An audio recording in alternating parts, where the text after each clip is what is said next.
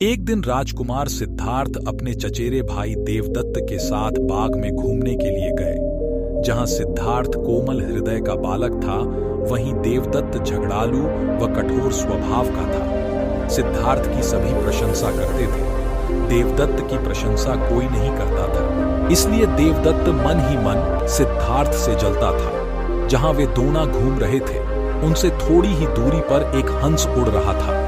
उस हंस को देखकर सिद्धार्थ बहुत प्रसन्न हो रहा था। तभी देवदत्त ने कमान पर तीर चढ़ाया और हंस की ओर छोड़ दिया। तीर सीधा जाकर हंस को लगा। वह घायल हो गया और छटपटाकर नीचे गिर पड़ा। सिद्धार्थ ने दौड़कर उस घायल हंस को उठाया। उसने हंस के घायल शरीर से बह रहे लहू को साफ किया और उसे पानी पिलाया। तभी देवदत्त वहां आ पहुंचा। उसने क्रोध से सिद्धार्थ की ओर देखा और बोला, इस हंस को चुपचाप मुझे दे दो। सिद्धार्थ, इसे मैंने तीर मारकर नीचे गिराया है। नहीं, सिद्धार्थ ने हंस की पीठ सहलाते हुए उत्तर दिया, मैं इस हंस को तुम्हें नहीं दे सकता। तुम निर्दयी हो, तुमने इस निर्दोष हंस पर तीर चलाया है। यदि मैं इसे न बचाता तो इस बेचारे की जान चली जाती। देखो सिद्धार्थ, देवदत्त उसे घुरकर बोला, यह हंस मेरा है। इसे मैंने तीर मारकर नीचे गिराया है। इसे चुपचाप मुझे दे दो। यदि नहीं दोगे तो मैं राज दरबार में जाकर तुम्हारी शिकायत करूंगा। सिद्धार्थ ने उसे हंस देने से साफ साफ मना कर दिया। देवदत्त राजा शुद्धोदन के दरबार में जा पहुंचा और सिद्धार्थ की शिकायत की। शुद्धोदन ने उसकी शिकायत को ध्यानपूर्वक सुना, फिर सिद्धार्थ को बुलावा भेजा। कुछ ही देर में सिद्धार्थ हंस को लेकर राज दरबार में उपस्थित हो गया।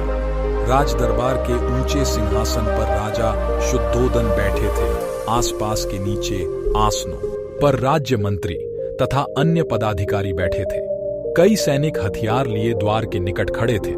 शुद्धोदन के संकेत करने पर देवदत्त सिर झुकाकर बोला, महाराज, जो हंस इस समय सिद्धार्थ के पास है वह मेरा है। इसे मैंने तीर मारकर पृथ्वी पर गिराया था। सिद्धार्थ ने इसे उठाकर इस पर अपना अधिकार कर लिया है।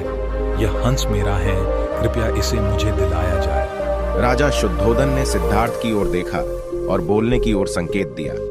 सिद्धार्थ ने सिर झुकाकर शांत स्वर में कहा, महाराज, यह हंस निर्दोष है।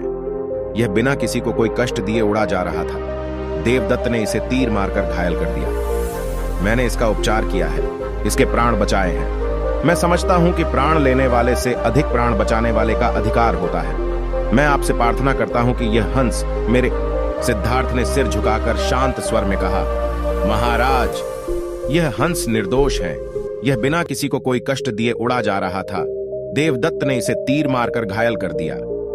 मैंने इसका उपचार किया है, इसके प्राण बचाए हैं। मैं समझता हूं कि प्राण लेने वाले से अधिक प्राण बचाने वाले का अधिकार होता है। मैं आपसे प्रार्थना करता हूं कि यह हंस मेरे पास ही रहने दिया जाए। मैं इसे बिल्कुल स्वस्थ करके आकाश में उड़ा देना चाहता हूं। शुद्धोदन ने अपने सभासदों से विचार विमर्श किया। वे सभी एक ही स्वर में बोले, महाराज, राजकुमार सिद्धार्थ का कहना बिल्कुल ठीक है। जीवन लेने वाले से बचाने वाले का अधिक अधिकार होता है। अतः हंस राजकुमार सिद्धार्थ के पास ही रहने देना चाहिए। राजा शुद्धोदन ने सभासदों की बात मान ली। उन्होंने सिद्धार्थ से कहा, इस हंस पर तुम्हारा अधिकार है, तुम इसे ले जा सकते हो।